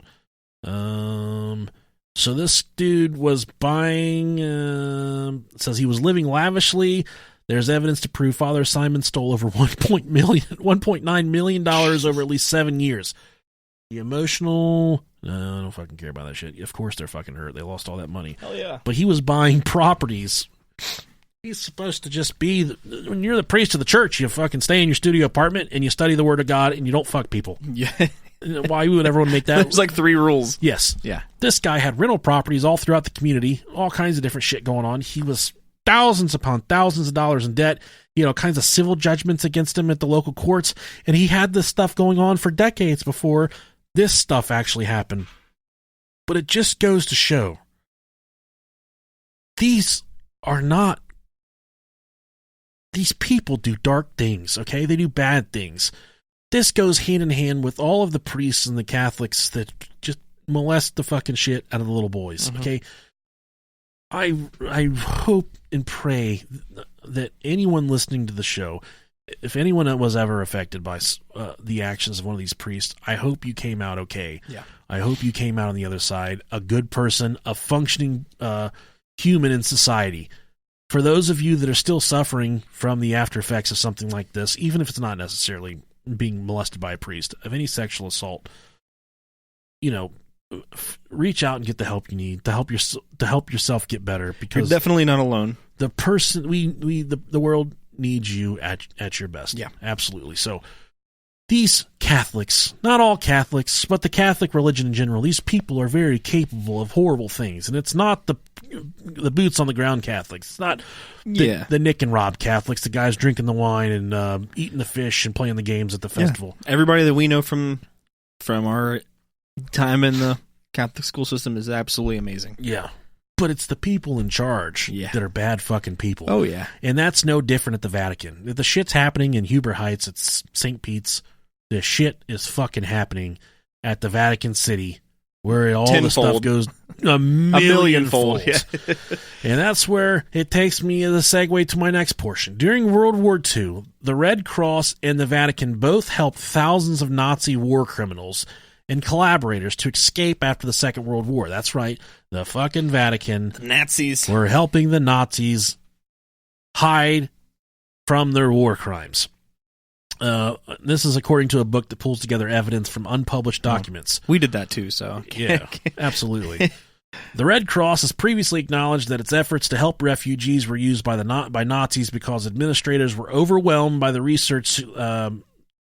What this is saying in short, there were so many requests for different things after the war. The Red Cross couldn't even fucking deal with it anymore. Mm-hmm. Just anybody that wanted anything, they're just like, all right, I'll help you out. I'll do it. There was a lot of evidence to suggest that the Vatican, the Catholic Church, was assisting the Nazis in hiding from their war crimes. I'm not going to read through all this shit because we're already at an hour and 15 minutes, and the next part is really, really good. Let me see if I can find the meat and potatoes of this portion of the research here. In addition to smuggling actual Nazis out of Europe and into South America, there is little doubt about the Vatican also used its privileged sovereignty to help smuggle Nazi-looted gold, art, and other property belonging to Jewish families and other victims of the Holocaust. As General Posner explains in an opinion piece in the Washington Post, efforts to get the Vatican to involve themselves in restitution efforts or even to open their war-era archives have roundly rebuffed since at least the Clinton administration. In his book, God's Bankers, however, Posner investigates the possibility the war-era Vatican was up to something that was shockingly impossible, somehow even grosser than helping Nazis keep looted family heirlooms they had stolen from their murder victims. The Vatican's financial advisor, Bernardino Nagara, the founder of the Vatican Bank, is said to have potentially been on one of the Third Reich spies in the Vatican, and though the destruction of wartime records make the full scope of his plan unclear, he and the Nazis are alleged to have instituted a scheme wherein the Vatican invested in Italian insurance companies, which kept all the assets from life insurance plans of murdered European Jews. Dang. That is fucking dirty crazy. Right there. Because the Vatican was just an investor and not the direct insurer, they didn't have to pay back any of the money they made in the scheme. You think gambling on the lives of Jewish people, stealing from their heirs, and directly profiting from the Holocaust is the most ghoulish thing you can think of? Certainly correct. Wow. Isn't that some fucking underhanded shit right there? That's crazy. That's sure... The fact that they were even able to do that's wild. Another thing they go through at the Vatican there are these secret tribunals where, so you and I do something bad. We go to the priest and say, all right, fuck my mother so hard. whatever badness, whatever horrible things you did. All that dog licked a lot of peanut butter off my nuts. He was so happy. Watched my dad jerk off. I might have helped. I watched him jerk off with my hand. I tickled his balls. I watched my dad jerk off my grandfather. Oh, God. And I jerked off to it. That's bad. And my mom watched me. It was 3 generations of just really hard masturbating. It's like a line. It was like jerking off with my great-great-grandfather in the Civil War. They have these secret tribunals for even that stuff. You go to the priest and say, watch my dad jerk off my grandpa, my uncle. You have to go there and tell them, yeah, I did this bad stuff. But they also have their stuff that happens that's worse than that, worse sins than that. And they have these secret tribunals. Examples include reasons you would have to bypass the priest and go to these secret tribunals to confess your sins. Assassinating the Pope, a priest breaking the seal of the confessional by exposing the identity or the sin of someone confessing, a priest having sex with someone and then forgiving them for the sin of doing it with the priest. Holy shit. Performing or paying for an abortion and then trying to become a priest, or spitting out a communion wafer. This wafer tastes like shit. So, for instance, genocide, with the shit that Hitler fucking did. Mm-hmm. He didn't need to go to a secret tribunal for that. That's sin. He could specifically just go to a priest and say, oh, yeah, wiped out the entire fucking world. I'm sorry. And they're just like, all right, you're good, dude. You're golden. I killed millions of people. But these secret tribunals are for sins that are worse than the worst, okay? The Pope, acting through this tribunal in its heads, known as the Major Penitentiary, then subsequently either grants absolution to the person seeking mercy or lets the automatic excommunication that comes with such grievous sins stand. Such cases are held privately, as they are considered to be a matter of conscience and not public concern, which sure is a conclusion one would reach. So pretty much they're just like, well, you're going to have to fucking leave the church now. Yeah. That's like the worst punishment they could think of. I will never watch anyone spit out a fucking wafer without them bearing the consequences. Oh. That communion wafer was awful spicy. I spit out a wafer earlier, the stroop waffle. My wife's like, we got stroop waffles up here. I said, I don't even know what that is. It's a fucking waffle with 2 pieces of caramel between it. Okay. And there was a bag sitting there, and then there was one not in the bag off to the side. I said, oh, she already got it out for me. Took a bite. I spit the fucking wafer out, because apparently that one fell out of the bag, and she hadn't thrown it away yet. You might want to talk to your priest. It was hard like a Funyun foreskin, for sure. For sure some bad stuff going on there. That was a bad body of Christ. You've never had a stroop waffle? Never even heard of it. They're good, dude. Huh. I'll get you one before you leave. I know you like to eat stuff like that. Fucking will eat anything. Oh, I think this is the last one here. This is a good one, though. Let's take a time out for a minute. I got to go take a wee-wee. Okay, let's do it. We're back. Rob had to pee. Sure did. We're good. Nature called. This is not the last thing. We got a couple more things after this, but all really, really good stuff. This is the secrets of Fatima. So this is said to be some things they have hidden in the archives that they are not being completely forthcoming about. The basic background to Fatima is this. In 1917, over the course of 6 months, the Blessed Virgin Mary appeared to 3 children in Portugal. The most well-known of these children is named Lucia Santos, and she was with the pair of cousins during these apparitions named Jacinta and Francisco Marto. The reason Lucia is more famous is specifically because of the secrets and her revealing of the secrets at the request of the local bishop. As news of the apparitions grew during the 6 months they occurred, many people naturally asked for some kind of proof. So during the final apparition of Fatima in October of 1917, Mary had the sun dance in the sky, an event that was reported in newspapers and witnessed by tens of thousands of people. But this is not what gets people's imaginations inflamed. It is the secrets. The children, especially Lucia, maintain that Our Lady gave visions to the children which they were to keep secret. These visions were given to the children during one of the middle visits, so not the first visit nor the final visit. 23 years after the events themselves, Lucia was ordered by the local bishop of Fatima to write the secrets, and she was willing, and she willingly did so for the first 2. So she was told 3 secrets whenever Mother Mary appeared to her and told her these things. But the 3rd secret she absolutely would not give up. However, she was not convinced that she should release the contents of the 3rd secret. The bishop ordered her under holy obedience to do so, and she wrote out the secret and placed it in a sealed envelope that was not to be opened for 19 years or 1960, when she said it would be clear to understand. The first secret is not really what we would consider a secret in our common understanding. It is important to note that this is because these are not so much secrets of Fatima in reality, but really the visions of Fatima. The first secret, or vision, was of hell. Lucia wrote that the Blessed Virgin showed the children what hell was like, complete with the suffering experienced by the souls who were there. The visions lasted only a second, but the children say that it was almost unbearable. It led to a great trust in the promise of Mother Mary to lead her devotees to Christ, to save souls from this great eternal suffering. The second secret is more along the lines of what we think a secret involves. In this vision, the Blessed Mary shows the young children a vision in which they learn that World War I, which is going on during the time of the visions, will end. However, another world war will ensue under the papacy of Pope Pius XI, who reigned from 1922 until 1939, unless people stop offending God and Russia is converted. The Virgin asked that Russia be consecrated to her Immaculate Heart. The third secret, the one that was sealed in the envelope, is they finally came out and said what the secret was, but people were not believing what this third secret was. The secret ultimately is said to be sealed still in the envelope, hidden in the vaults of the Vatican, or the secret of the Vatican.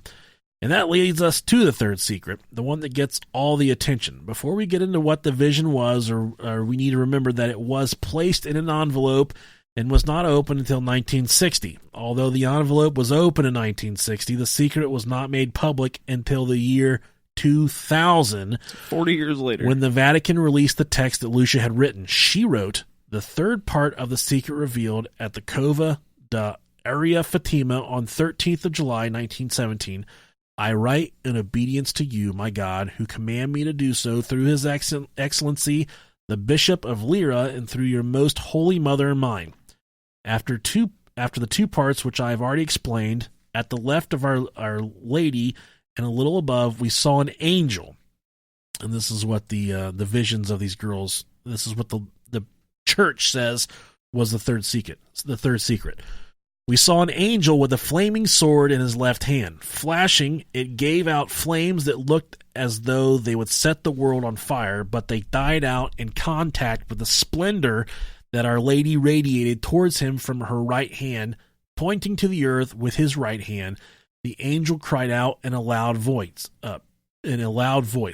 penance, penance, penance. and we saw in an immense light that is God something similar to how people appear in a mirror when they pass in front of it. A bishop dressed in white. We had the impression that it was the Holy Father. Other bishops, priests, men and women, religious, going up to a steep mountain at the top of which there was a big cross of rough-hewn trunks as of a cork tree with the bark. Before reaching there, the Holy Father passed through a big city, half in ruins and half trembling with halting step, afflicted with pain and sorrow. He prayed for the souls of the corpses he met on his way.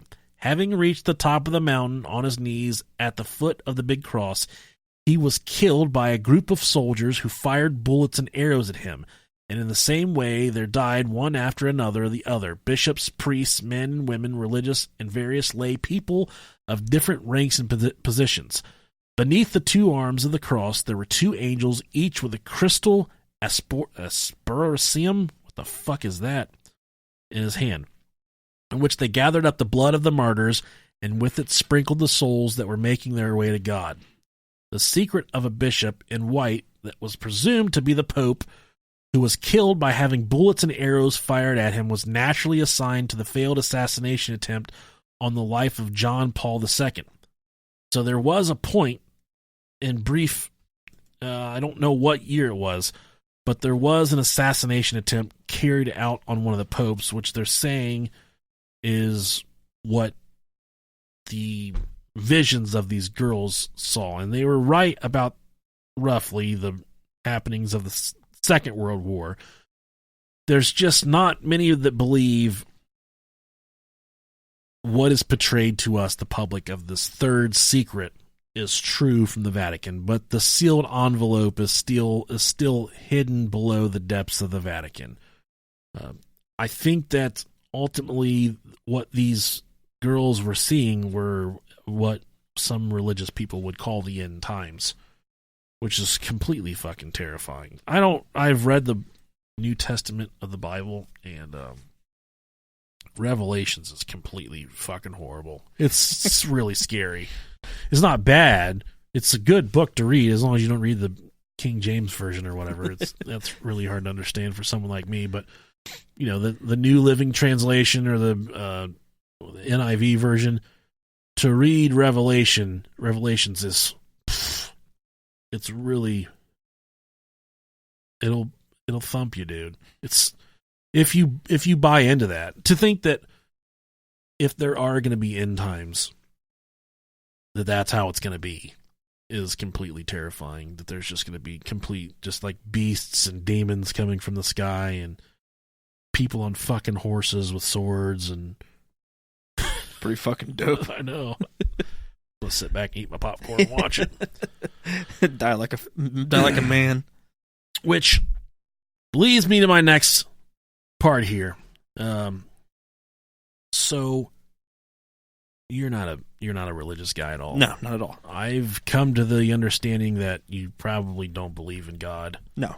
I am on the fence, okay? Mm-hmm. I think there is more to life than what's in front of us. I think there's some kind of other side. But to say that...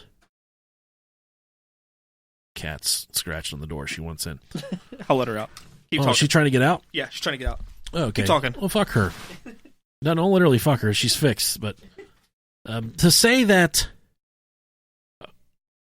these writings, and I was arguing about this week with someone at work, these writings that have been passed down for thousands of years, okay? This Bible, the word of God. Okay. That this thing has been passed down and has not lost its original form at all. And this is the creed we're supposed to live by, is the fucking Bible. I don't fucking buy that shit. No, not at all. People embellish stories, okay? Oh, yeah. There's no one alive right now that was there when Jesus was crucified at Calvary. There's no one alive. There's no one that can tell us for sure what happened that day. There might have been a guy named Jesus that was crucified. Right. That did happen to people back then. Definitely. But to say this motherfucker rose from the dead. Yeah. there's been grave robbers since the beginning of time. Right. This guy could have had a gold tooth they wanted that was worth a lot of money. They said, we're going in, we're going to get this guy, we're going to get that gold tooth, we're going to get motherfucking paid for it. Right. To think that something like that could have possibly, not a gold tooth because they didn't work on fucking teeth back then, but anything. They just wanted to, for the people that gathered there for his crucifixion, that oh, it's Jesus and they're killing him. There could have been people that said, this guy's a fucking... Yeah. Because there's a lot of missed years of Jesus' life. Mm-hmm. There's a big gap of his most vulnerable years. If someone profiled my late teens and my 20s, they'd be like, oh, Jesus, fuck, this guy, he's not holy at all. Mm-hmm. And that's what's missing from the stories of Jesus, is there's a big gap there, okay? Yeah. And it seems more likely that he was of radical ideology against the government during that time, as opposed to, absolutely what's really claimed. And here's the crazy part. It could have just been a couple jokers like you and I, like, let's go move his fucking body. Right. I think dead bodies are fucking cool. So they go move his body. His followers, because he had followers. He did. He had people that believed, that he was the son of God. They move him to the woods. Then a couple people stumble in and see that he's gone, and it's, for thousands of years, this entire religion, this thing is based off a missing dead body. Right. And I'm not. And he very well could have foreseen that what happened was going to happen and gave people instructions on what to do afterwards. Yeah. And but then that means all of this, the Bible, the Holy Spirit, the fucking Trinity, the God knows everything, the Jesus Christ died for our fucking sins, the millions upon billions upon trillions of dollars that's put in the offering plate every decade is all been for naught. It's been for nothing. Because of, but if two jokers like you and I, yeah, you're a fucking dead body before. That dude with the pretty hair died the other day. We tried on him. And it's sad that at the Vatican, and that's what I was going to say. And speaking of all these hidden rooms in the Vatican, I'm a strong believer that somewhere down there they probably have proof that there is no such thing as religion, as like Jesus. As Jesus, yeah. That's what I'm getting into next. Or, religion is all kind of a scam. I mean, the same religion, you can watch, there was a really old documentary called Zeitgeist that you could watch, and Christianity, well, this is pretty much the modern form, but other forms of Christianity have existed for ever. Yeah. And it's all based off of the worship of the sun. Right. And that's where the holy day comes from, Sunday. And it's really, really cool thing, and it kind of just breaks everything down as to how it's Sunday. Yeah.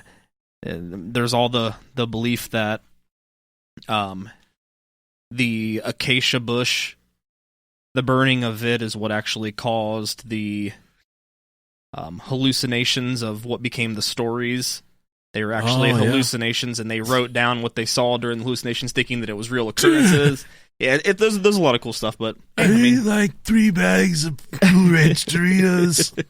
They could have thought that they saw God, but really they were, just hired and shit and not knowing it, and higher than giraffe pussy. Yeah, believe what you want to believe. Whatever makes you feel warm and fuzzy inside, you go for it. It doesn't affect me at all. I don't give a shit. Yeah, we don't fucking care what you believe. Nah. Just believe in us because we're good people. Believe in the spaghetti monster. I don't give a fuck. Believe that the bros of Ohio can do big things. That's what I want Worship you to me.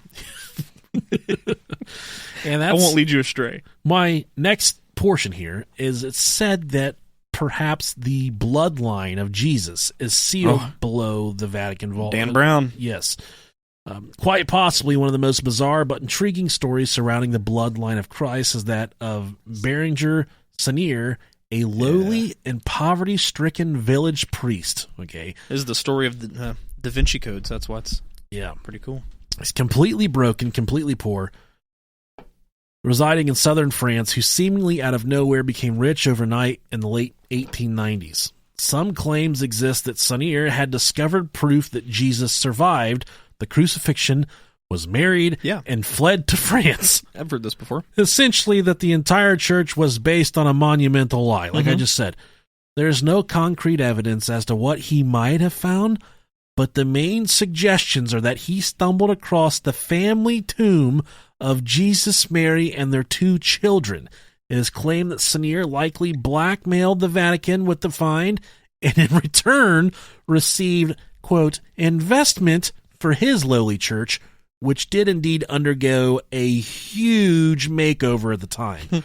The church itself is the now infamous village of Rennes-le-Château, is visited by many treasure hunters as well as truth seekers looking for proof of their theories and claims, as do the surrounding areas. Coincidentally or not, Senior would meet a sudden death, one which itself is shrouded in mystery and secrecy. Make of that what you will. And if there is something out there that could discredit the life of Jesus Christ, oh man. A bloodline? You want to talk about social media that day. Oh, yeah. This fucking shit in Iran going on right now. I had to turn my fucking Facebook off because I'm so fucking sick of hearing what everybody thinks about Middle East relations. Keep getting the fucking oil and blow the motherfuckers up if they try and blow us up. Why are we over there fighting these guys? Why are we putting our nose in it? We've been over there for so long. They attacked our embassy. Why do we have a fucking embassy over there anyways? What business do we have? I don't fucking care. There's nothing there for us. We've got Alaska. Drill that motherfucker out. We've got all the oil we need. There's a conspiracy theory that a guy was killed back in the early 1900s that had the plans for a fucking water car, a car that would run off water, and Ford said, nah, baby, nah, and they killed the fucking dude, or some other car company, killed this guy because he had the plans to make a water-driven car. Maybe it was just a fucking boat, I don't know. Not on our watch, motherfucker. Yeah. So they killed him. Yeah. There's people out there that are going to do great things, okay? Oh, yeah. If there's something out there that could discredit everything for all of time, it would be so much fun to watch the motherfucker burn. Yeah. And that takes us to our last thing here.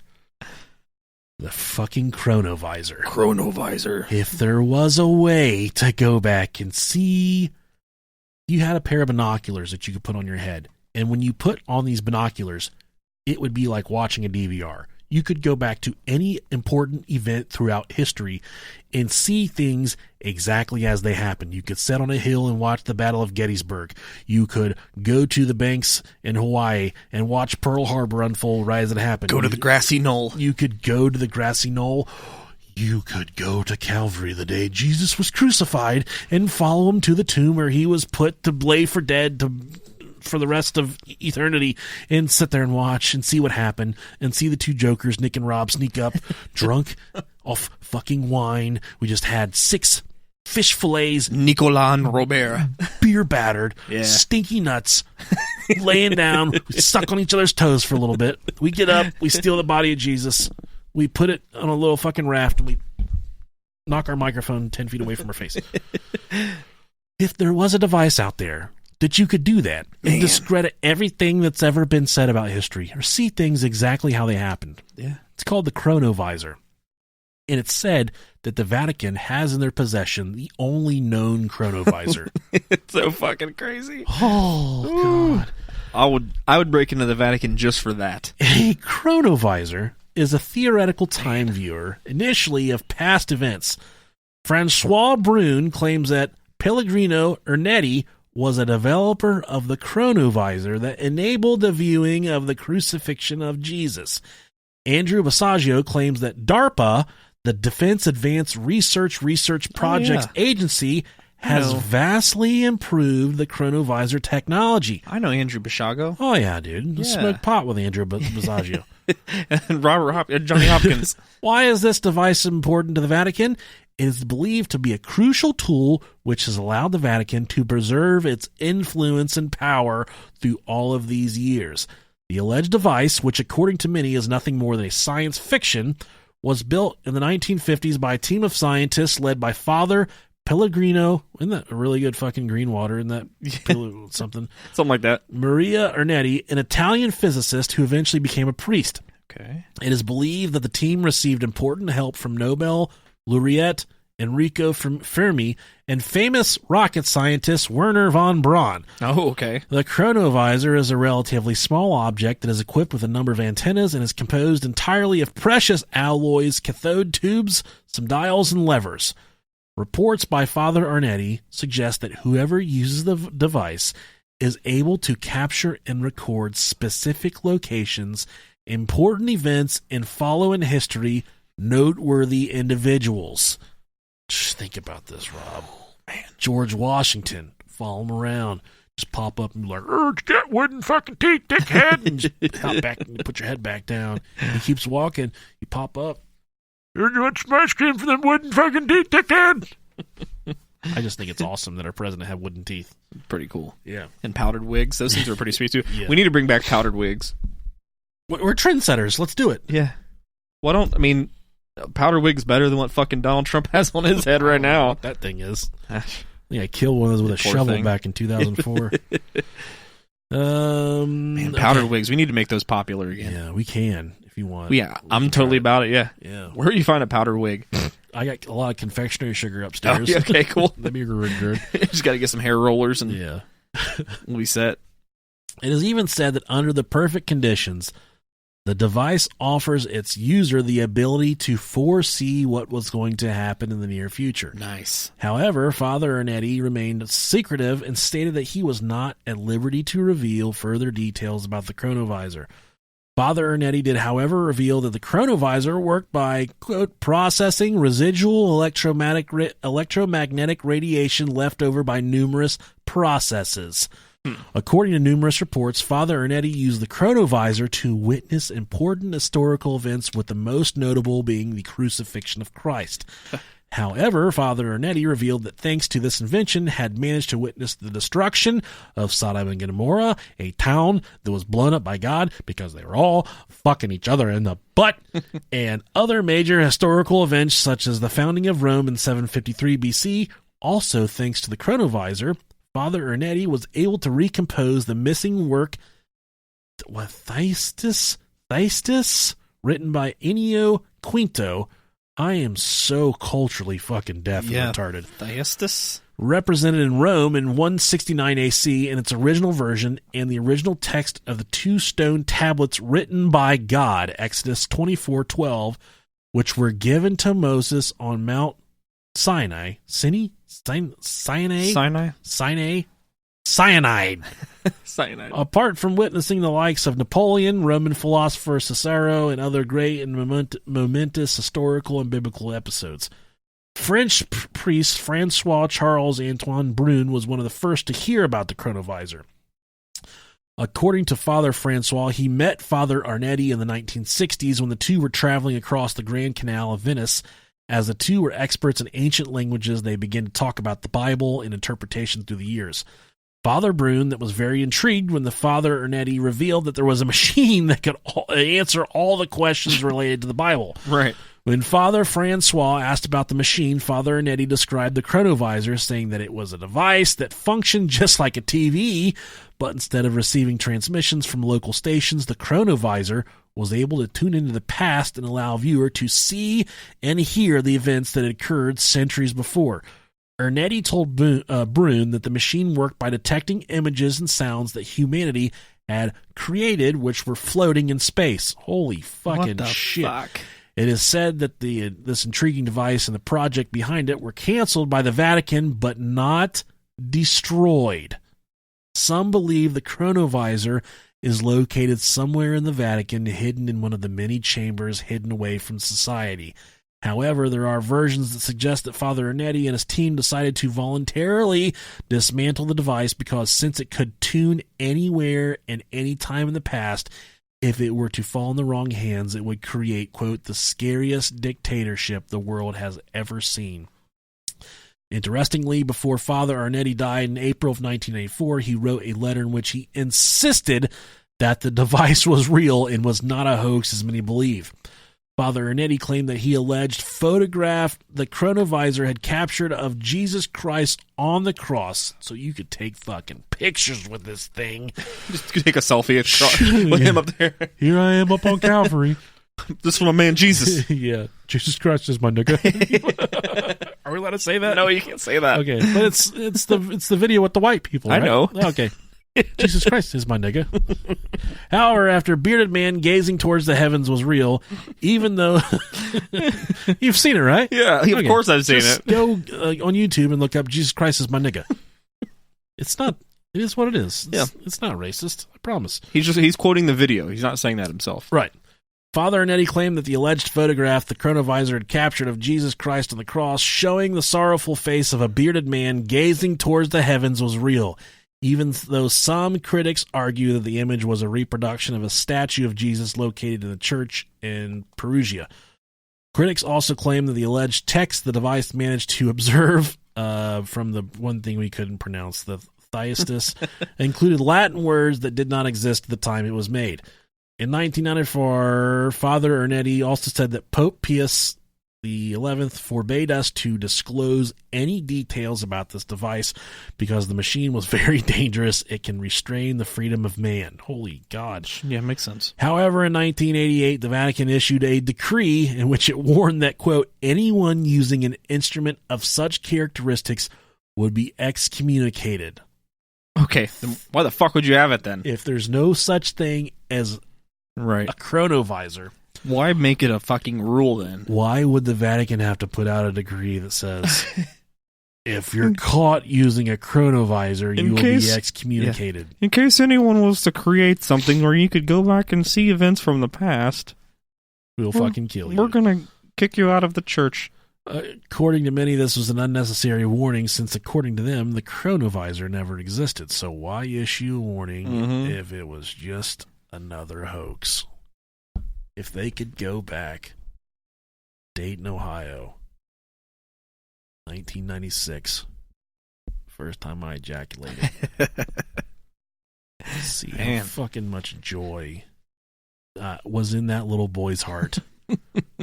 To know that if he humped the mattress long enough, I was terrified that he would get a warm, tingly feeling over his body so intense, that it would make his knees knock, make his hairy toe knuckles curl. I was scared shitless the first time I did it. I didn't know what the fuck was going to happen. And then when it did, I was like, oh my God. I was terrified and didn't jerk off again for another month. And then I did it like 6 times every day until I was able to get laid. But for real, I did it. My first time was on the toilet. Just like mine was do a Britney Spears poster.